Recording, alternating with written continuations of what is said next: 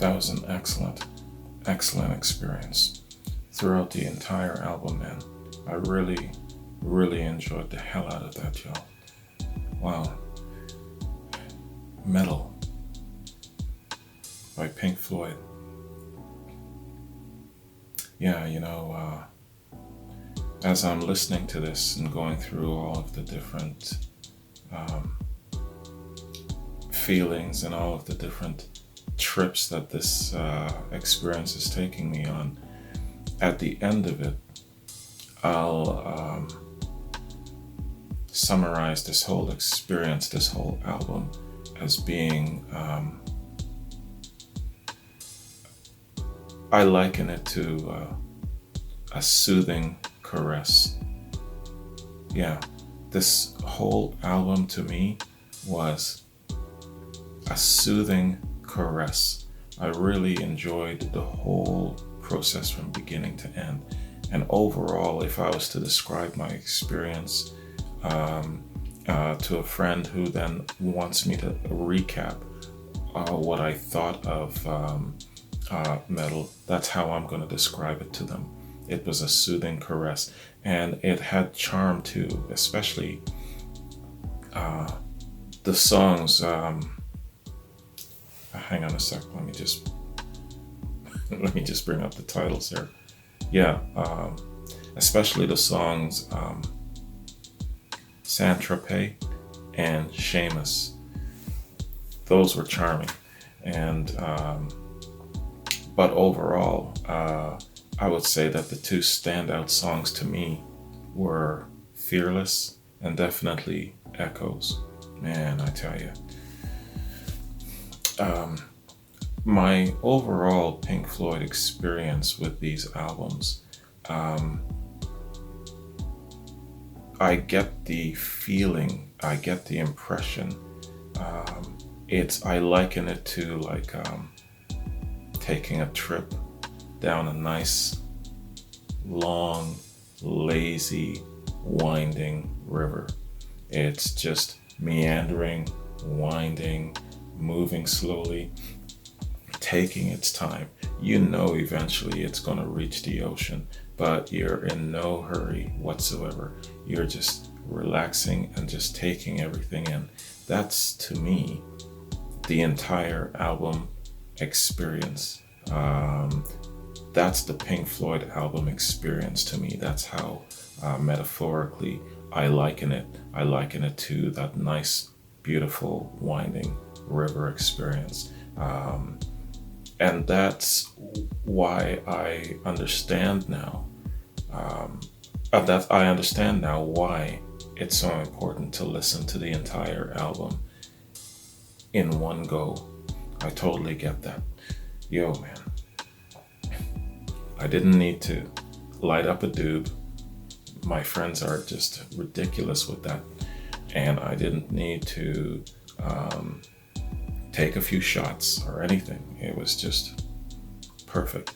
And you got to remember, man, I'm talking to my friends now, even though they have great intentions, this is my first experience. You guys have done this probably 100 times. This is my first. So I want to be crystal clear and focused when I'm doing this. In the next successive reactions, when I'm doing it on my own, maybe the doob, maybe a few shots, but where it comes to the reaction factor and interacting with you, the subscribers, first impressions basis, I want my first impressions to be unhindered, and uncluttered, and just straight from my first initial senses. That's to me one of the biggest fun parts of it. I don't want to see lyrics. I don't want to I don't even want to see titles to kind of lead me into what the song might be about. I just want to kind of discover the whole premise of things on my own if I can. Some things throw me, like for example, the last song, Echoes. I'm still at the end of it trying to gather all the pieces to really kind of surmise what it all meant. First I had a visual of the beginning, like with Adam and Eve. Adam and Eve are together in the garden, that sort of thing. That's kind of like the visual I got. But no, then I realized, no, there's a passage in the song that says, I think it's like two strangers passing in the street or something like that. So it's not necessarily that setting. So Echoes definitely warrants a couple of more listens for me to really get a good idea of what overall it's about, because I'm still a little bit thrown by it, so I've got to go back. The other songs, you can kind of really get an idea of what it's about, like Fearless, I understand what that's about. Saint-Tropez, they're obviously probably going on holidays there. It's a nice island in the Caribbean, I pictured a beautiful beach, and so I get that. And Seamus is obviously about, one of them probably have a dog, so they're singing about their dog. Yeah, man, so the overall album was a very, very nice, like I say, I'm gonna keep saying it about this album, a soothing caress with lots of charm, especially due to those two songs that I mentioned. I love in Echoes, the middle part, how it just goes off into a really nice, calm riff, and it just keeps going and going, and then it comes back, and then you realize, yeah, we're still listening to the same song. Man, love that. I enjoyed the hell out of this, man. I'm gonna shut up before I keep going, because I can keep going. Let me just do a super quick read here, man. This is definitely going to be a 3-part reaction. So look for 3 parts to this album reaction for sure, man. So Meddle. Meddle. Pink Floyd, there we go. Meddle. Meddle is the 6th studio album by English progressive rock group Pink Floyd, released on the 31st of October 1971 by Harvest Records. It was produced between the band's touring commitments from January to August 1971. The album was recorded at a series of locations around London, including Abbey Road Studios and Morgan Studios. With no material to work with and no clear idea of the album's direction, the group devised a series of novel experiments which eventually inspired the album's signature track, Echoes. Although the band's later albums would be unified by a central theme with lyrics written entirely by Roger Waters, Meddle was a group effort with lyrical contributions from each member, and is considered a transitional album between the Syd Barrett-influenced group of the late 1960s and the emerging Pink Floyd. The cover has been explained by its creator, Storm Thurgerson, to be an ear underwater. As with several previous albums designed by Hypgnosis, Thorgerson was unhappy with the final result. The album was well received by music critics upon its release and was commercially successful.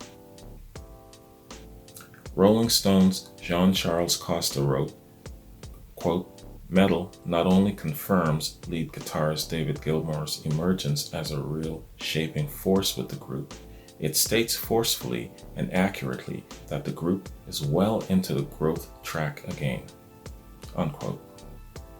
And the NME called it an exceptionally good album, unquote. Steve Peterson of Hit Parader cited Fearless as its best song and said of the album, quote, this has got to be their best ever, unquote. Ed Keller of Circus called it, quote, another masterpiece by a masterful group, noting Fearless as fascinating and praising Echoes as a tone poem that allows all 4 group members much time to stretch their muscles, unquote. Lo and behold, praise from critics, even Rolling Stone. You guys might have value after all. Yeah. Now let's see you give Led Zeppelin the same respect. Damn you. Okay, so, yeah, man, I'm just going down to my notes now here. Yeah, as with all the other albums, man, this album definitely took me on a trip. I'm still astral traveling out there, still tripping. And these guys really, truly are cerebral poets, as I call them, as I like to call them. And they just have this wonderful ability to just let your mind go, arrest your imagination, and take you somewhere. One thing I got to work on is trying to distinguish who is singing. I still haven't gotten to the point of being able to discern who are the voices, the individual voices of the singers. I understand it to be primarily David Gilmour, the guitarist, and Roger Waters, the bassist. I got to do some research. Actually, let me know. Do the other members also take turns singing lead? Because if I narrow it down to just two voices, then I'll be able to discern who's singing lead faster.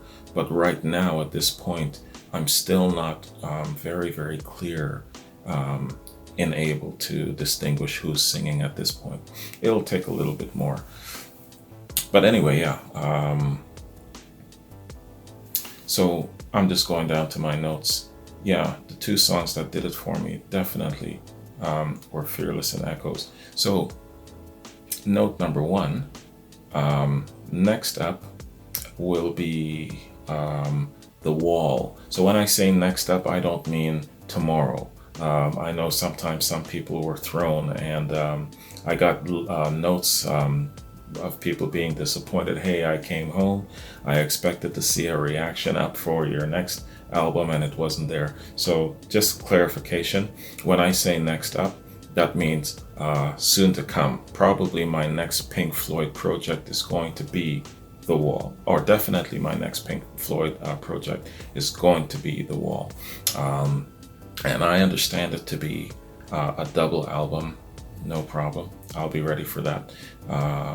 And same format as right now, a full sitting, and it'll probably be broken up in parts. If it's a double album, it'll probably be 4 parts, 4 videos. I'm sure you won't mind that. And that's my update for Pink Floyd and what's coming up for that. What else is coming up? I'm going to do another installment of my Canadian Rocker series. That's either tomorrow or the next day. It's going to feature Neil Young. My Artist of the Month, Stevie Ray Vaughan, is coming up. I believe it to be a triple shot. And I'm going to hold off on doing another installment of my Women in Rock series. I'll tell you why. Right now, as it stands, where are we at? The 27th? Fleetwood Mac is fast approaching becoming the artist for next month. So I think I'll kill 2 birds with 1 stone. Now, I'm going to ask my silver and gold patrons again to please let me know what your picks are for Artist of the Month. You don't have to pick, I'm calling it the top 3. You basically just let me know what your preference is, and even if, let's say, for example, it's not either Fleetwood Mac or the Grateful Dead or the Eagles, those being the top 3 right now, let me know what your choice is, and I will note it.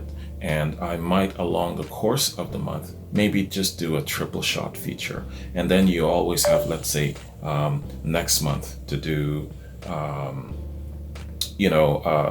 try again, and maybe the Eagles might be the artist of the month for the following month, that sort of thing. But yeah, just so you know how the process was working. But right now, as it stands, Fleetwood Mac is leading, and more than likely, unless there's a great surge of votes and recommendations for one of the other two, it'll probably be Fleetwood Mac as the artist for January. So in that case, what I'll do is I'll hold off until then, until I know for sure, and I will feature them as artist of the month, and also it will be an installment for Ladies in Rock. So some of their music will definitely favor Stevie Nicks and John McVie's wife. I can't remember her name. So that is going to be that's the format. That's the method to my madness going forward right now. And there's other reactions that I'll be doing. I know that I'll be covering a reaction for Emerson, Lake and Palmer. That'll probably be in the new year, though, not between now and the end of the month. Jeff Buckley is going to usher in the new year. Mojo Pin sourced out a quad reaction for me, so I'm really looking forward to that. And I know I've got another Rush reaction coming up. A lot of my subscribers and a lot of my patrons are asking for the same live reaction. I'm not going to tell you what it is. You're going to have to guess what it is. So let me know. I'm going to play with you a little bit. Let me know what you think my next live Rush reaction is going to be. And just for my edification and just to play with you a little bit. But it's a very unanimous thing. And if you check out the comments, you'll probably be able to determine that quickly. But let me know what you think it is. Anyways, man, I'm gonna bounce. Thank you very, very much for joining me. This was a fantastic experience. I really, really dig this Meddle album, and I'm gonna go back and I'm gonna listen to it probably a couple more dozen times. So yeah, tomorrow I'm either gonna have the Artist of the Month, Stevie Ray Vaughan, or the Canadian Rocker Series featuring Neil Young up. So look for either or, okay? All right, man. Thanks for joining me, and I'll catch you in my next reaction. Peace.